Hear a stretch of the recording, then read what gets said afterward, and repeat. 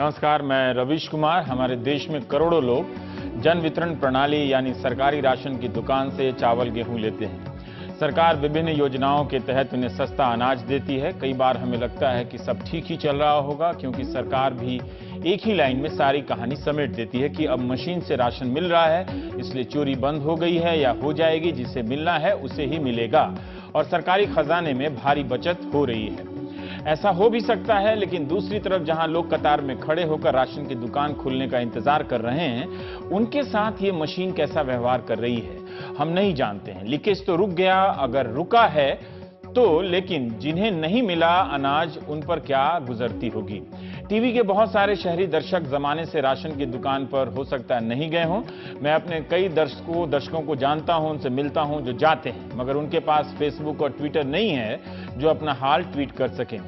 यह जो मशीन आप स्क्रीन पर देख रहे हैं, इससे मिलती जुलती मशीन आपने शहरों के दुकान मॉल में देखी होगी, जहां आप डेबिट और क्रेडिट कार्ड से पैसा देते हैं। वैसे इसका अंग्रेजी नाम पॉइंट ऑफ सेल मशीन है, पॉस मशीन कहते हैं। राजस्थान सरकार ने अपनी योजना के प्रचार के लिए इसका नाम भामाशाह एटीएम रख दिया है। यह मशीन आप पहले आधार कार्ड को पढ़ेगी, फिर अंगूठे का निशान देना होता है। उसके लिए निशान अगर मिल जाए तभी मशीन आधार कार्ड के सर्वर से मिलान करेगी कि व्यक्ति असली है। अब कार्ड सही निकल गया तो मशीन इसी आधार से जयपुर के एक और सर्वर से पता करेगी जहां राशन कार्ड धारकों की जानकारी सुरक्षित है। जब दोनों जगहों पर पुष्टि हो जाती है या हो जाएगी तभी अनाज मिलेगा, वरना मशीन कह देगी टाइम आउट, यानी आपको अनाज नहीं मिलेगा। सरकार का दावा है कि इस मशीन से क्रांति आने वाली है, क्योंकि एक बड़ा बदलाव, क्रांति तो मेरा शब्द है, क्योंकि राशन की दुकानों से चोरी रुक जाएगी, सरकार की करोड़ों की सब्सिडी बच जाएगी, जो हकदार होगा उसे ही अनाज मिलेगा। इस मशीन के आने से पहले भी छत्तीसगढ़ और अन्य कई राज्यों में अपने यहां राशन की दुकानों से लीकेज को रोकने का दावा किया था। उनकी काफी सराहना भी हुई, लेख लिखे गए। अब ये सवाल तो नीति नियंता ही बता सकेंगे कि जब वो तरीका सफल हो सकता था तो इस तरीके की जरूरत क्यों पड़ी। मशीन की लागत और बनाने वाली कंपनी और ठेके वगैरह का सवाल तो हो सकता है, मगर हमें पता नहीं इसके बारे में, इसलिए कोई अटकलबाजी नहीं। वैसे इकोनॉमिक टाइम्स की 2012 यानी 4 साल पहले की रिपोर्ट है, जिसमें नंदन नीलेकणी साहब का बयान है कि ऐसी हर मशीन की औसत कीमत 15,000 रुपए होगी। हमने सोचा कि क्यों ना जगह जगह जाकर देखा जाए कि गरीब लोग, आम लोग जब इस मशीन के पास जाते हैं तो उनका अनुभव क्या होता है। अभी 30 दिनों तक राशन की दुकान नहीं खुलती है पूरे महीने। इसके लिए राजस्थान सरकार एक वितरण सप्ताह तय करती है। जुलाई 10 से लेकर 24 जुलाई तक जुलाई महीने का वितरण सप्ताह है। लिहाजा जब राशन की दुकान खुलती है तो भीड़ काफी होती है। अब अगर किसी का अंगूठा नहीं मिला, किसी की उंगली के निशान नहीं मिले तो उसे अनाज नहीं मिलेगा। निशान मिलाने के बार बार के प्रयास के कारण, बहस के कारण देरी भी होती है। लिहाजा राशन की दुकान के बाहर की भीड़ का सब्र टूटता होगा। क्योंकि गरीब और आम लोगों के लिए भीड़ और समय की कोई कीमत नहीं होती है, इसलिए टीवी के हम मिडिल क्लास दर्शकों को यह बात बिल्कुल समझ में नहीं आएगी और स्वाभाविक भी है। उन्हें अपनी तकलीफ जरूर दिख जाएगी जब उन्हें पासपोर्ट ऑफिस में 1 घंटा लाइन में लगने के लिए कह दिया जाए। तब वे ट्वीट कर भारत को कोसेंगे और कहेंगे कि क्या ऐसे सुपर पावर बनेगा अपना प्यारा सा इंडिया। राजस्थान से हमारी सहयोगी हर्षा कुमारी सिंह और उनकी टीम के सदस्यों ने सरकारी राशन की दुकानों पर जाकर आम लोगों के अनुभव को रिकॉर्ड किया। 4 जिलों से उन्होंने ये अनुभव जमा किए हैं, ताकि हमको पता चल सके कि सरकार कितनी भी बेहतर योजना बना ले, जो आम और गरीब हैं उसकी दिक्कतों का निपटारा इतनी आसानी से नहीं होता है। हो सकता है कि मशीन से उसके खजाने में बचत हो रही हो, लेकिन अगर किसी को उस महीने का अनाज नहीं मिला तो वो अपने पेट में क्या बचाएगा, उसका क्या बचता होगा, भूख ही बचती होगी। तो हर्षा कुमारी सिंह ने जयपुर की राशन की एक दुकान का जायजा लिया। सैम हमारे कैमरा सहयोगी टोंक जिले की राशन की दुकान पर गए। संजय व्यास उदयपुर की राशन की एक दुकान पर गए और कन्हैया बाड़मेर जिले की राशन की एक दुकान पर गए। भामाशाह एटीएम मशीन किसी को नहीं जानती है, वो सिर्फ आपके अंगूठे या उंगली के निशान से आपको पहचानती है। राशन का दुकानदार अब आपको भी नहीं पहचानेगा, क्योंकि मशीन ने आपको निशान को नहीं पहचाना। अभी शायद सरकार ने ऐसी स्थिति में कुछ रियायत दी है, मगर जो परेशानी हो रही है वो बताती है कि अगर आधार कार्ड को इस तरह से अनिवार्य कर दिया जाए इस वक्त मौजूदा हालात में, तो क्या होगा। दिल्ली के अखबारों में हमें केवल इसकी खूबियां ही पढ़ने को मिलती है, लेकिन क्या आप जानते हैं, कई बार आलोचना भी मिलती है, लेकिन क्या आप जानते हैं कि जो लोग मेहनत मजदूरी करते हैं उनके हाथों के निशान मिट जाते हैं? क्या आपने कभी अपने घर आए किसी मजदूर की हथेली पकड़कर देखी है? देखिएगा, मशीन क्या, हमारे ज्योतिष लोग भी फेल हो जाएंगे। ज्योतिष लोग तो फिर भी ललाट पढ़कर कुछ चकमा देने लगेंगे, मगर मशीन को छूट नहीं है कि वो ललाट देकर राशन दे दे। मैं कुछ उंगलियों, अंगूठों के निशान आपको दिखाना चाहता हूं जो हर्षा कुमारी सिंह ने भेजे हैं। ये मेहनतकश लोगों के हाथों के निशान घिसते घिसते घिस गए हैं।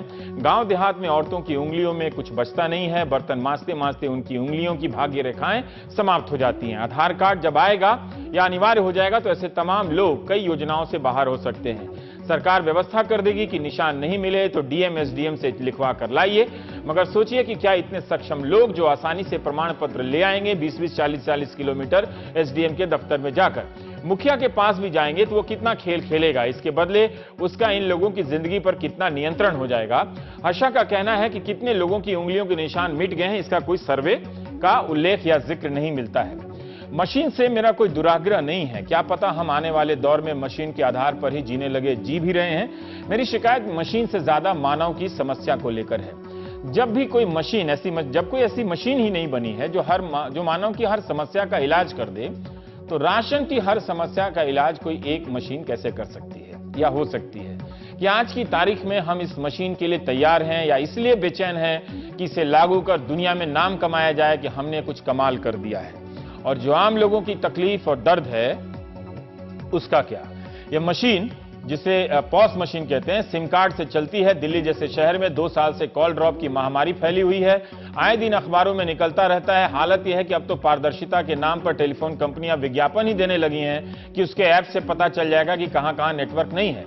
लेकिन गरीब लोगों को कहां से पता चलेगा? जब दिल्ली में नेटवर्क के पुख्ता इंतजाम नहीं है तो गांव देहात की क्या हालत होगी? जैसे इस सज्जन की मशीन का नेटवर्क ही नहीं मिल रहा, ये मशीन हाथ में लिए वैसे ही नेटवर्क ढूंढ रहे हैं जैसे 90 के दशक में से पहले के लोग छत पर चढ़कर एंटीना को कभी नेपाल की तरफ मोड़कर तो कभी भूटान की तरफ मोड़कर दूरदर्शन मिलाया करते थे। बाड़मेर की राशन की दुकान के ये दुकानदार जी अपनी मशीन लेकर नेटवर्क ढूंढ रहे हैं। ढूंढते ढूंढते दुकानदार जी बाहर आ जाते हैं, बाहर आते आते सड़क पर आ जाते हैं। अब ये हवा में नेटवर्क खोज रहे हैं, दुकान के बाहर खड़े लोग वहीं के वहीं रह गए हैं, मेन रोड पर आ गए। दुकानदार जी इस मशीन का नेटवर्क खोज रहे हैं। क्योंकि गरीब लोगों के वक्त की कोई कीमत नहीं होती तो वे इंतजार कर रहे हैं दुकान में। सबसे बड़ी बात है कि गरीब लोग ट्वीट भी नहीं कर रहे हैं। सोशल मीडिया पर देश की डेमोक्रेसी शिफ्ट हो गई है और हमारे गरीब लोग अभी तक ट्विटर, फेसबुक पे नहीं गए हैं, और ये लोग हैं कि अभी तक राशन की दुकान में डेमोक्रेसी के अनाज का इंतजार कर रहे हैं। How sad. इनके सारे उतर गए, देखो बहुत ही हल्के हैं, इसमें दिखते नहीं है। इधर भी आप देखो। तो उम्र कटी जाएगी जब क्या काम करते थे? कुछ आपका उंगली के निशान बहुत हल्के पड़ गए। मैं साढ़े पहले आनी भाषण तो होता, वो ठीक पाणता करे था, पाणता करे था। अब आप देखो मेरे दिखाई दे रहे हैं, आपके बिल्कुल दिखाई दे रहे हैं। तो होता जी तो कसकी दिन ना कहता जी ये गरीबी की कितना करा डेढ़ तो बताइए। अच्छा, इनका अकेले का है? मारो अकेले को इनके बेटे के साथ जुड़ा तो कोई दिक्कत नहीं थी, इनका नाम ही अकेला रह गया ना। करीब 7 करोड़ आबादी है राजस्थान की, इसमें से 4 करोड़ 34 लाख लोग सरकार की सस्ती अनाज योजनाओं पर निर्भर हैं। जो राशन की दुकानों से चावल, गेहूं, चीनी और मिट्टी का तेल लेते हैं, ये लोग बाजार दर से गेहूं नहीं खरीद सकते हैं, दाल भी नहीं खरीद सकते। इसलिए जरा सोचिए और राम जी से पूछिए कि ये गरीब लोग 150 रुपए दाल कैसे खाते होंगे जब ये 4 रुपए किलो गेहूं नहीं खरीद सकते हैं। क्या सिर्फ गेहूं से रोटी खाते होंगे या चावल और माड़ पीकर ही सो जाते होंगे? हम वाकई नहीं जानते हैं, क्योंकि इनका कसूर यह है कि उस सोशल मीडिया में नहीं है जहां इन दिनों डेमोक्रेसी रहती है। बहरहाल सरकार का काम यह भी है कि अनाज उसे ही मिले जिससे मिलनी चाहिए, इसलिए वो समय समय पर सूचियों की सफाई करती है, क्योंकि गरीबों का अनाज देने के कार्यक्रम पर उसका करोड़ों रुपए का खर्च भी होता है। हर्षा कुमारी सिंह ने बताया कि इस वक्त भी सूचियों की कटाई छटाई चल रही है, मगर 15 लाख नए लोगों को इसमें जोड़ा भी गया है जिन्हें मिलना चाहिए था मगर नहीं मिल रहा था। खाद्य सुरक्षा एक्ट के तहत जिन लोगों को मिलना चाहिए वो एक संख्या भी है, प्रतिशत भी है, सभी को तो नहीं मिल रहा, मगर दावा ऐसा किया जा रहा है। किसी भी योजना में चुनौती आती है, हो सकता है कि यह शुरुआती चुनौती हो, लेकिन महीनों से हमें यह शिकायत मिल रही है कि लोगों को अनाज नहीं मिल रहे हैं। जो गरीब 2 रुपए से ज्यादा का अनाज नहीं खरीद सकता, उसे अनाज मिलने में 1 दिन की देरी हो जाए, उसका क्या? उम्मीद है ये रिपोर्ट सरकार को अपना सिस्टम ठीक करने में काम आ सकेगी। हम प्राइम टाइम में बात करेंगे, हमारी सहयोगी हर्षा कुमारी सिंह जयपुर से मौजूद हैं। हर्षा, स्वागत है आपका। हम ये जानना चाहते हैं कि जहां भी गई और जितना बीते दिनों में, बीते महीनों में आपने इस समस्या के बारे में सुना और देखा, इसका स्केल क्या है, स्तर क्या है? क्या ये अपवाद स्वरूप घटनाएं घट रही हैं या वाकई, जैसे मैं पढ़ रहा था अभी किसी ने मैसेज किया कि अलवर में तो बहुत सारे लोगों को अनाज ही नहीं मिला है राशन का, तो भगवान जाने उनकी क्या स्थिति होगी। तो इसका स्केल क्या है आपकी नजरों में? देखिए, हम 4 एक डिस्ट्रिक्ट्स में हम लोग गए हैं, तो उसके आधार पे हम लोग ये जरूर कह सकते हैं कि हर राशन डीलर जिसके पास हम लोग गए हैं, और एक डिस्ट्रिक्ट में हमने 5, 6, 7 घूम के बात करी है, तो उसमें करीब हमने अनुमान ये लगाया है कि 4 से 5 या करीब 7, 8 तक, और वो जहां पर लोग ज्यादा मजदूरी करते हैं वहां पर तो ज्यादा हो सकता है, लोग ऐसे हैं जिनकी उंगलियों के निशान नहीं लगते हैं। तो ये ऑफ कोर्स कंप्लीटली हमारा एक अनौपचारिक अनुमान है, हो सकता है गलत भी हो, क्योंकि इसका कोई सर्वे नहीं है। और अभी थोड़े दिन में सरकार ये आदेश भी लाने वाली है कि अगर आपके उंगलियों के निशान नहीं लगते हैं तो फिर आप वो पूरे रेड टेप टाइप के प्रोसेस ऑफ अपील में जाइए और फिर आप अपना राशन वहां से लेके आइए, आपको राशन की दुकान से तो नहीं मिलने वाला है। तो जाहिर है एक बड़ी समस्या है सामने, और ये लार्ज स्केल समस्या है जिसके बारे में मेरे को लगता है किसी ने सोचा नहीं है, क्योंकि हम लोग सब एक तकनीक की तरफ, टेक्नोलॉजी की तरफ भाग रहे हैं, पर टेक्नोलॉजी अपने आप में कितना सक्षम है, और टेक्नोलॉजी में वो ह्यूमन फेस तो जो आदमी उस टेक्नोलॉजी को चला रहा है वो ही ला सकता है। तो वो अपने ही दफ्तर में जी, कई लोगों को अगर आईफोन दे दिया जाए, वो भले ही स्मार्ट हो या उनके माता पिता को दे दिया जाए जो ठीक ठाक कंप्यूटर लैपटॉप यूज करते हैं, तो उनकी उंगलियां भी कांपने लगती हैं नए फोन पे कि किस तरह से चल रहा है, नहीं चल रहा है। तो जरूर एक, आपने सही कहा कि एक टकराव की स्थिति पैदा होती होगी। लेकिन क्या आप हमारे दर्शकों को बता सकती हैं कि ऐसे लोग जिनके घरों में, जिन्हें अनाज नहीं मिला और जो लौट कर जाते हैं, कितना इंतजार करना पड़ता है? राशन की दुकान का सीन भी थोड़ा सा बता दीजिए। और जिन्हें अनाज नहीं मिला, उनका गुजारा कैसा चलता होगा? वो किस स्तर के लोग हैं? जी देखिए, ज्यादातर जो लोग जो यहाँ से अनाज लेते हैं वो 2 टाइप के होते हैं। एक तो जिसको हम कहते हैं पुअरेस्ट ऑफ द पुअर, यानी वो अंत्योदय स्कीम में आते हैं और उनको 35 किलो गेहूं पर पर्सन मिलता है। दूसरे 2 लोग होते हैं वो प्रायोरिटी हाउस होल्ड के होते हैं, उनके भी कोई मापदंड होते हैं। फॉर एग्जाम्पल, जिसका नरेगा का कार्ड है, जो बीपीएल है, जो लघु सीमांत किसान है यानी कि मार्जिनल फार्मर जो है, जो जैसे रिक्शा पुलर है, उसको भी मिलना चाहिए अगर वो जाके वहां पर कहे। जो अर्बन पुअर है, जो शहरों में मतलब आप देखते हैं कि फुटपाथ पे सो रहे हैं या कहीं सो रहे, ये सब लोग हैं, इनके कुछ मापदंड बने हुए हैं, एक कमिटी बनी हुई है, उसके हिसाब से इनको मिलना चाहिए। अब मैंने काफी लोगों से बात की, एक आदमी था मुझे मिला था जो बैलदारी करता था, और उससे मैंने पूछा तो उसको 5 किलो पर पर्सन मिलता था, यानी 25 से 30 किलो उसको गेहूं मिलता था, लेकिन फिर भी उससे गुजारा नहीं होता था। और वो उसको बाद में उसको लेके बाहर से खरीद के लेके आना था, लेकिन फिर भी वो आता है राशन की दुकान पे। इसका मतलब ये है कि जो वो 25-30 किलो गेहूं अपने परिवार के लिए लेके जा रहा है, वो उसके लिए बहुत अहम है। वो करीब 7-8 हजार कमा लेता है, अपने बच्चों को एजुकेशन मतलब प्राइवेट स्कूल में पढ़ा रहा था, उसके पास साइकिल थी, लेकिन वो आया था राशन की दुकान पे अपना गेहूं लेने। तो इसका मतलब ये है कि उनके लिए बहुत ज्यादा अहम है। और जो बहुत ही पुअर लोग हैं, जो अंत्योदय में है, पुअरेस्ट ऑफ द पुअर है, जैसे आपने देखा कि वो बहुत बुजुर्ग लेडी महिला थी जो मेरे से बात कर रही थी, या हम आपको आगे भी दिखाएंगे, एक लेडी है जो बिल्कुल ही वो विकलांग है, पूरी तरह से विकलांग है, या कोई इस तरह से बहुत जो एल्डरली लोग हैं जो एक तरह से अपने परिवार से भी उनको अलग कर दिया है, मतलब उनका और कोई देखरेख करने वाला नहीं है। तो उन लोगों के लिए ये तो मैटर ऑफ सर्वाइवल है, मतलब वो इसके बिना मेरे को लगता है वो जी ही नहीं सकेंगे। हम वो एक कहानी मतलब पहले अपने दर्शकों को दिखा देना चाहते हैं, फिर हम आगे आपसे बातचीत करेंगे।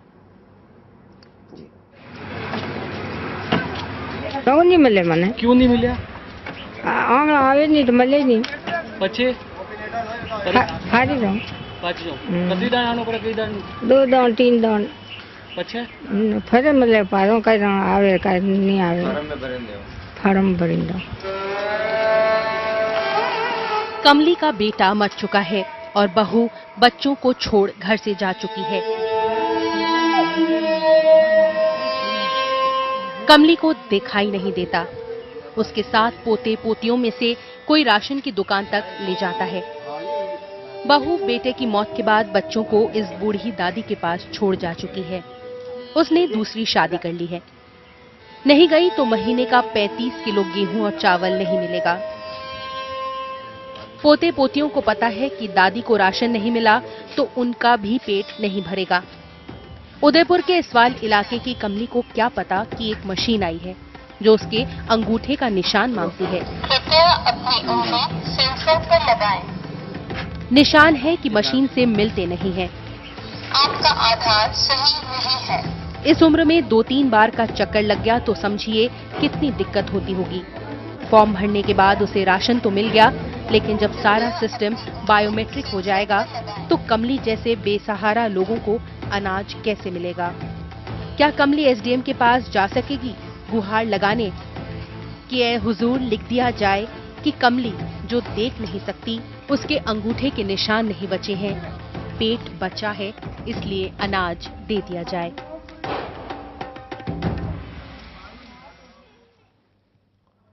अब हर्षा, जब आपसे बात हो रही थी तो आपने एक पारंपरिक बातों का भी उल्लेख किया कि भील जनजाति में किस तरह के परिपाटियां हैं। वो मशीन से, जब हम लोग मशीन के बारे में सोचते हैं तो समाज और संस्कृति के बारे में नहीं सोचते हैं। तो कमली की जो कहानी है, ऐसे तो बहुत सारे लोग होंगे गांव में जो कमज़ोर होंगे, जिनके आगे पीछे कोई नहीं होगा, उसके बारे में थोड़ा सा और बताइए।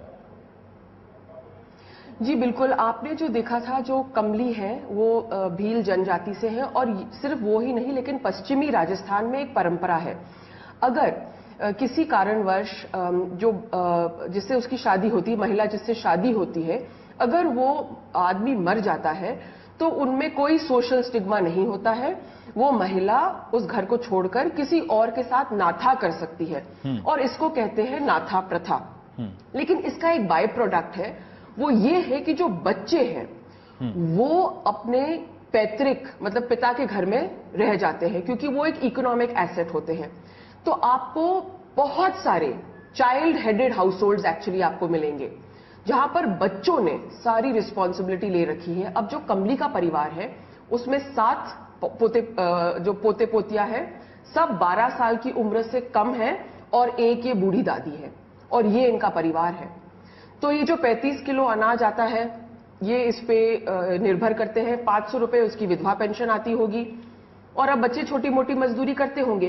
तो ये जो नाथा प्रथा है, इसमें जो सबसे बड़ी बात यह है कि सरकार भी इन बच्चों को एक्चुअली अनाथ नहीं मानती है क्योंकि एक पेरेंट तो जिंदा है, मां जिंदा है, लेकिन मां उनको सोशल कस्टम के चलते हुए छोड़ के चली गई है।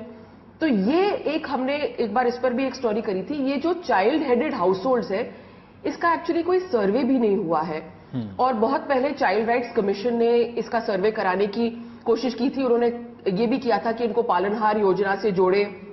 इसमें भी अगर कोई बच्चे अनाथ होते हैं उनको 1000 रुपए महीने का अनुदान मिलना चाहिए, लेकिन टेक्निकली ये तो अनाथ क्वालिफाई ही नहीं होते। अच्छा, एक चीज बताइए कि जैसे कि इसमें आपने बताया कि कमली को अनाज मिल गया, मशीन से उसके निशान नहीं मिले, उसके बाद मतलब मशीन के साथ पूरी प्रक्रिया में कितना वक्त लगता होगा, तब तक पीछे कितनी लंबी भीड़ होती होगी, और फिर जो दूसरी जो आप रजिस्टर के जरिए जो अनाज मिल रहा है जिसके बारे में आप कह रहे हैं कि एक दिन ये भी खत्म हो जाएगा, सिर्फ बायोमेट्रिक्स कार्ड के जरिए ही मिलेगा। कई बार सरकारें कहती हैं कि आंखों की पुतली के निशान भी लेंगे, लेकिन जिनकी मोतियाबिंद हो जाते हैं और जिनकी आंखों की अपनी समस्या होती है, वही समस्या आएगी जो अंगूठे के निशान से आएगी। पर आप बता सकती हैं कि कमली जैसी महिला को जो अकेली हैं अनाज लेने में रजिस्टर से, उसमें कितना वक्त लगता होगा? देखिए, उसको वो जो अनाज की जो ये राशन की दुकान है उसमें 400, 500, 600, 700 किलोमीटर दूर से लोग आते हैं। अच्छा, वहां पे कोई साधन नहीं होते हैं तो आप सोचिए कि वो वहां पे चल के आते हैं। तो पहली बात यह है कि आपका घर कितना पास है, और जहां हम इस जैसे ये उदयपुर का इलाका है इसमें बहुत दूर दूर होते हैं मकान। तो वो चल के आती है, आप देख रहे हो कितने धीरे से चलती है। फिर एक छोटी बच्ची के कंधे के पे हाथ रख के वो आ रही है राशन की दुकान तक। फिर वो वहां पे बैठती है। अगर जैसे राशन के डीलर्स वगैरह जो लोग हैं, अब इंसानियत के नाते तो वो खैर पहले ले ही लेते हैं उसको। उंगली का निशान नहीं आया, फिर वापस भेज दिया, फिर उंगली का निशान नहीं आया, वापस भेज दिया। फिर आखिरकार वो जो राशन डीलर है वो कहता है भाई तुम रजिस्टर के हिसाब से ले लो, मैं रजिस्टर में फिल कर दूंगा कि तुम्हारे ये रीजन हुए हैं और तुम ले लो। लेकिन वो जो रजिस्टर होता है ना, उसका भी बहुत ज्यादा रेड टेप होता है। तो अगर वो विलेज कोई गांव में हुआ है तो उसको जाना पड़ेगा जिला मुख्यालय पे, फिर वो रजिस्टर ऑथेंटिकेट करेगा। नहीं तो क्या है, उसकी जो जिम्मेदारी है कि भाई आपने 35 किलो जो गेहूं दिया है वो राशन डीलर के एक तरह से उसकी जिम्मेदारी बन जाएगी। और अब लोग जब से ये बायोमेट्रिक हुआ है, राशन डीलर्स भी डरने लगे हैं। वो नहीं चाहते हैं कि वो आगे रह के किसी की इंसानियत के नाते मदद करें, क्योंकि फिर उनको जवाब देना है कि ये 35 किलो या 70 किलो या अगर 4-5 लोग भी ऐसे हैं तो उसको आप 35 × 5 कर लीजिए। इनको किसने दिया? हम एक और कहानी लेते हैं हर्षा। अभी आपके राजस्थान से, हमारे भी राजस्थान से कई लोग SMS कर रहे हैं, जगहों के नाम बता रहे हैं कि वहाँ 4 महीने से 5 महीने से लोगों को अनाज नहीं मिला है। तो हम कल्पना कर सकते हैं कि जो गरीब लोगों को 5 महीने से अनाज ना मिले तो उन पर कितना आर्थिक बोझ पड़ा होगा, क्या क्या उन्होंने समझौते किए होंगे ना खाने के लिए।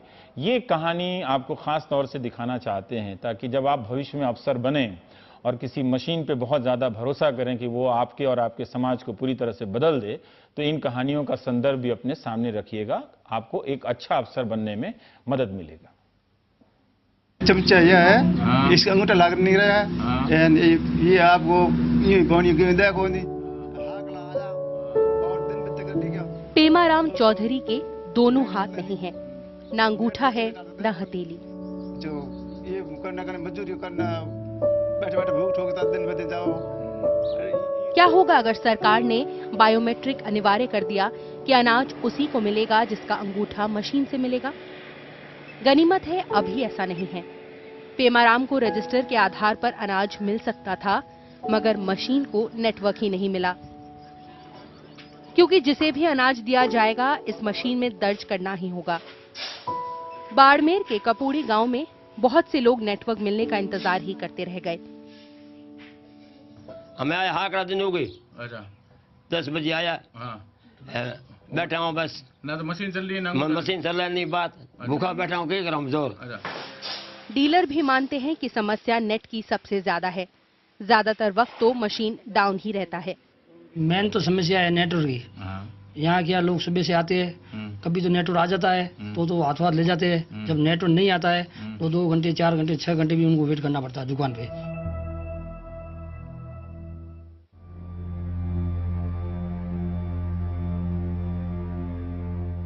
कैलाशी देवी तो चल भी नहीं सकती, कोई गोद में उठाकर ले जाएगा तभी राशन की दुकान तक जा सकेगी। भारत की ये जनता उसके सुपर पावर सपनों की तस्वीर में शामिल नहीं है।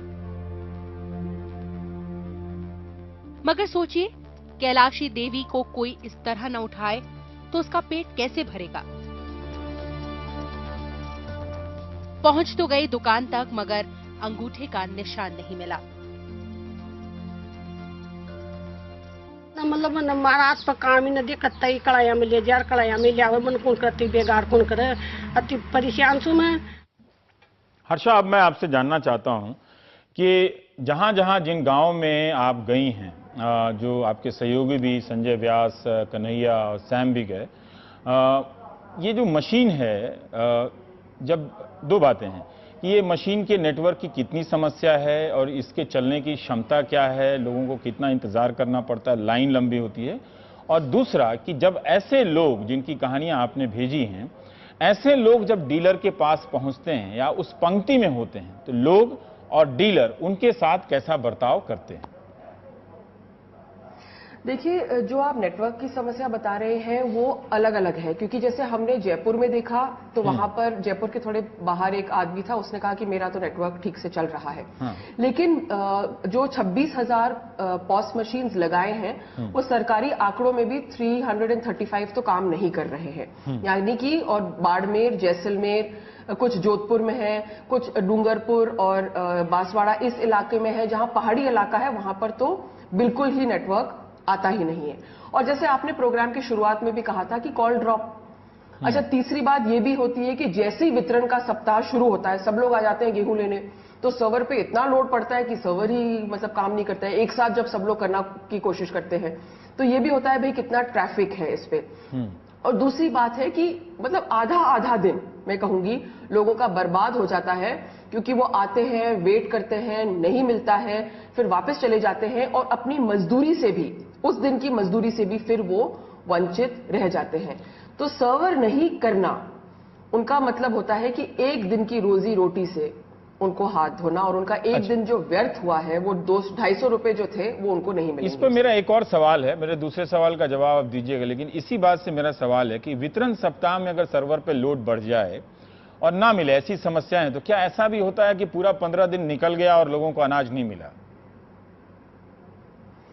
देखिए, ज्यादातर जो है जो सरकारी आंकड़े बता रहे हैं उसमें यह है कि ज्यादातर जो लोग हैं वो अपना अनाज ले रहे हैं, क्योंकि वो कह रहे हैं कि हम गेहूं क्लोजली मॉनिटर कर रहे हैं और उनको जो गेहूं है सेंटर से वो फिक्स्ड आ रहा है।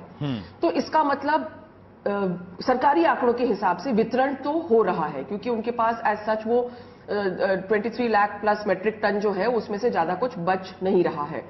तो इसमें जो लोग छूट जा रहे हैं, आई थिंक उनका सवाल है, क्योंकि और जो पूरी तरह से अगर मशीन अगर खराब भी हो जाती है तो जो राशन डीलर है फिर वो लेके जाएगा, उसको लेके जाके रिपेयर कराएगा और वो बात दर्ज कराएगा, जिला रसद अधिकारी के पास जाएगा, वहां पर वो कंप्लेन कराएगा कि मेरा नहीं चल रहा है, और फिर आई थिंक रसद अधिकारी के पास ये पावर है कि फिर वो कहे कि भाई तुम रजिस्टर से बांट दो। और ये करने में उसे कितनी दूरी तय करनी पड़ती होगी आमतौर पे, क्योंकि सब लोग समझते हैं कि इंडिया 4G पर ही चल रहा है, तो अपने गांव से जहां उसकी दुकान है और जहां रसद अधिकारी बैठता है, दोनों के बीच में कितनी दूरी है? 4G की दूरी है या 2G की दूरी है?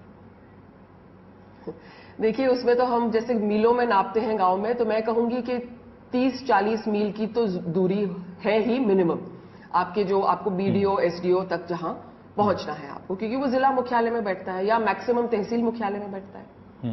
हम एक और कहानी आपको दिखाना चाहते हैं, फिर अगर आपसे बातचीत जारी रखेंगे। राजस्थान में इस वितरण प्रणाली की, जो नई वितरण प्रणाली आई है मशीन वाली, उसके बारे में। 75 साल की गोविंदी देवी की समस्या सबसे अलग है। मजदूरी करते करते हथेली घिस गई तो निशान ही नहीं बचे। राशन कार्ड पर भी उसी का नाम है। परिवार के किसी और का नाम होता तो रजिस्टर से अनाज मिल जाता। बूढ़े हो गए, इनके निशान खराब हो गए, खत्म हो गए, तो इसी वजह से इनको मशीन एक्सेप्ट नहीं करती है। ऐसे मामलों में मोबाइल फोन पर वन टाइम पासवर्ड OTP आ जाता है। भारत में 100 करोड़ मोबाइल उपभोक्ता हैं। गोविंदी देवी उन 100 करोड़ में भी नहीं है जिनके पास मोबाइल फोन हो।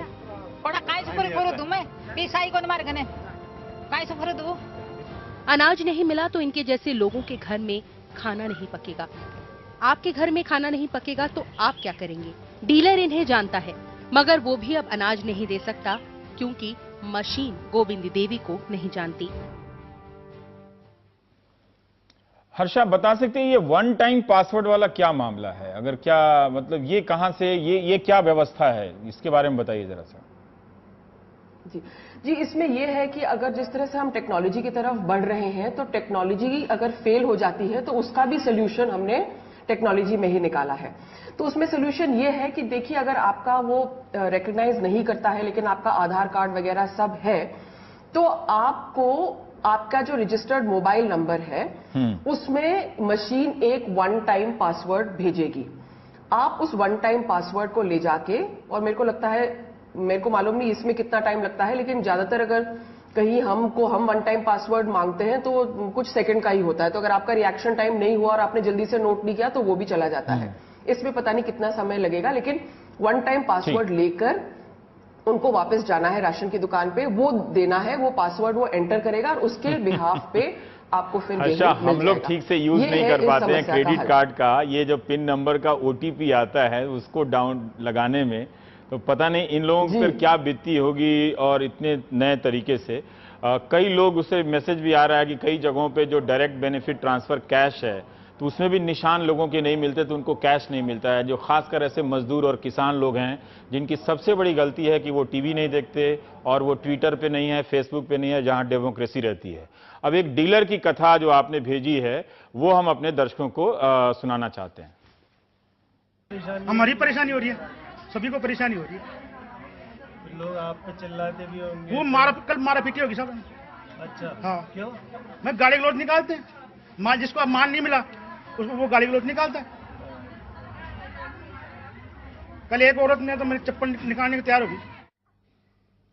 हर्षा, ये बताइए कि ये जो जितने भी डीलर हैं ज्यादातर पुराने ही लोग होते हैं अपने इलाके में और ठीक ठाक पहचान भी जाते हैं कि कौन उनका ग्राहक है या नहीं ग्राहक है, ये मान के चले तो इन पे क्या बीतती है जब ये अपने लोगों को जिनको जानते हैं उस मशीन के कारण लौटाते हैं? तो देखिए, ये जो सारा जो सरकार लेके आई है, यहाँ पर ये भी मैं कहना चाहूंगी रवीश कि इन डीलर्स का ही जो एक तरह से ब्लैक मार्केटिंग चलता था उसी को बंद करने के लिए लेके आई है। तो जब मैंने मंत्री जी से कल बात करी थी और मैंने उनको पूछा था तो उन्होंने कहा था देखिए बहुत बढ़िया है, ये बहुत अच्छी स्कीम है और अब मैं अपने ऑफिस में बैठ के देख सकता हूँ कितना गेहूं वितरण हुआ है, क्या हुआ है। और ये फर्जी तो दस्तखत कर रहे थे, किसी का नाम से किसी को गेहूं देख रहे थे, ये जो साइफनिंग ऑफ हो रहा था ये सब अब बंद हो जाएगा। तो इसका एक पहलू ये भी है। लेकिन अब जैसे जो डीलर है वो तो बहुत ज्यादा परेशान है। मैं मिली थी उनको डिपार्टमेंट में भी, उन्होंने कहा कि मैडम हमारे पर इतना दबाव है, आप जानती नहीं है। तो मेरे को मुस्कुराना भी पड़ा क्योंकि उनके मतलब वो इतने भी प्रो पुअर पीपल नहीं है कि उनको बहुत उसका दर्द आ रहा हो, गरीब लोगों का दर्द आ रहा हो। कहीं ना कहीं उनका जो पूरा सिस्टम ऑनलाइन हो गया है उसका दर्द भी उनको आ रहा है जी। पर ये इन कहानियों से एक बात पता दिख रही है कि सरकार के अंतिम आंकड़ों में भले ही गेहूं सारा डिलीवर हो गया है लॉग बुक में कि, लेकिन लोगों का जो पेट बुक है जिसमें जाके अनाज को अंत में पक के पहुंचना है, तो पेट बुक में अनाज तो डिलीवर नहीं हो रहा है। ये सारे लोग जो खाली होकर जा रहे हैं और ऐसी कहानियों को जानने वाले जो लोग एसएमएस कर रहे हैं, अगर इनकी संख्या करोड़ों में ना हो, लाखों में ना हो, अगर 100 में भी है तो भी ये चिंता की बात है कि किसी के राज्य में लोगों को भूखा सोना पड़ता है और इस तरह के अनाज से वंचित रहना पड़ता है। पर इसको लेकर राजस्थान में बहुत सारी जब आवाजें उठी, दिल्ली में भी कुछ प्रदर्शन वगैरह हुए, तो क्या उसमें कुछ सुधार वगैरह नहीं हुआ? कुछ विकल्पों की तलाश नहीं की गई? देखिए, इसमें ये जरूर है कि अल्टीमेटली ये लोग सब टोटली इस मशीन पे जाना चाहेंगे। इनका सरकार की मंशा ये है कि ये 2-3 महीने में पूरी तरह से जो गेहूं का वितरण है वो इस पे जाना चाहेंगे। और आप ये भी जानते हैं कि ये इसलिए था कि जो एक्चुअल जो मनी जो गरीब को पहुंचना चाहिए वो चाहते हैं कि उस तक पहुंचे। लेकिन इसमें दूसरा जो है वो ये भी है कि अगर ये नहीं काम करता है तो एक तो ओटीपी जो वन टाइम पासवर्ड है उसका सोल्यूशन निकाला है, और दूसरा वो है कि आंखों की जो आयरिसेस होते हैं उसके लिए भी वो काम कर रहे हैं। लेकिन जैसे हम देख रहे हैं कि जो आपने नई स्कीम तो लागू कर दी, लेकिन इंफ्रास्ट्रक्चर उसके साथ साथ नहीं चल पा रहा है। जैसे आपने कहा कॉल ड्रॉप ही इतनी बड़ी समस्या है, तो आप सोचिए कि फिर जब इस तरह से होता है तो कैसे ये टेक्नोलॉजी आगे बढ़ेगी। तो हम लोगों की कुछ व्यथा सुनाते हुए ब्रेक लेंगे, क्योंकि छत्तीसगढ़ से एक पत्रकार जेल से बाहर आए हैं और उनकी कहानी हम सुनाना चाहते हैं। पर ये ध्यान में रखने की बात है, अगर इसी तरह से हमारी संवेदनशीलता रही तो इस देश में लोग, खासकर गरीब जो मजदूर हैं, जो ऑटो चलाते हैं, इनमें से कई लोग इसलिए भी जेल भेज दिए जाएंगे कि इन्हें आईपैड चलाना नहीं आता है।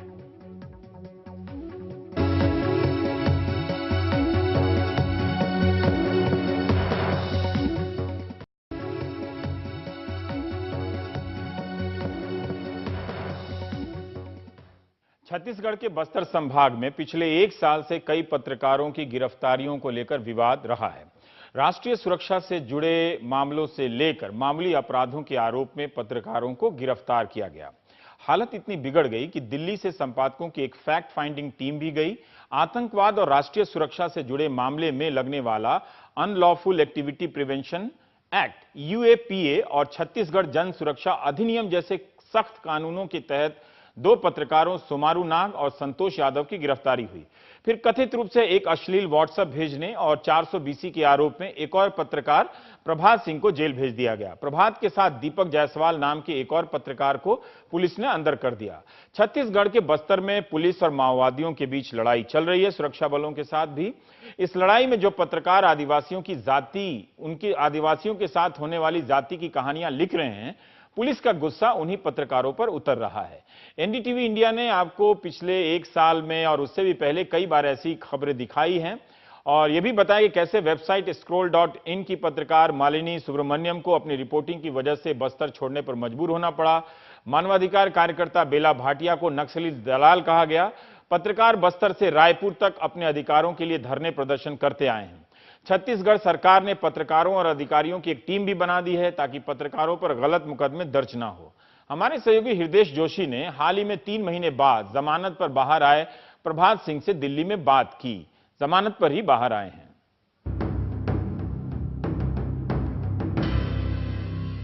अभी वहां पत्रकारों की छत्तीसगढ़ में क्या हालत है? छत्तीसगढ़ में कई क्षेत्रों में पत्रकारों के ऊपर FIR हुए हैं, हो रहे हैं। कई पत्रकारों को पहले भी मार दिया गया है।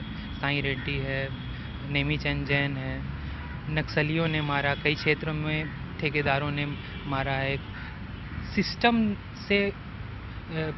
सिस्टम जो है पत्रकारों को सुरक्षा नहीं दे पा रही थी। सारे पत्रकारों ने मिलके छत्तीसगढ़ में एक पत्रकार सुरक्षा कानून की मांग को लेके एक आंदोलन शुरू किया। उससे पहले हम लोगों ने नक्सलियों के खिलाफ साईं रेड्डी की हत्या के बाद जो है काफ़ी आक्रोश भरा पत्रकारों में कि इस टाइप से नक्सली हत्या कर रहे हैं। हम लोगों ने अबुझमाड़ में 5 दिनों तक पैदल यात्रा करके नक्सलियों के खिलाफ आंदोलन किया।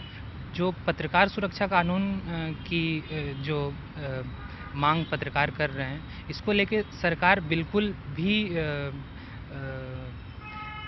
सकारात्मक मुद्रा में नहीं है। जब संतोष यादव की गिरफ्तारी हुई थी, उसके बाद जो है बातचीत का जब दौर चल रहा था, उस समय सरकार जो है सरकार की बॉडी, ये लोग जो है संतोष के ऊपर छत्तीसगढ़ राज्य का विशेष जन सुरक्षा अधिनियम लगाने का प्रोसीजर कर रहे थे।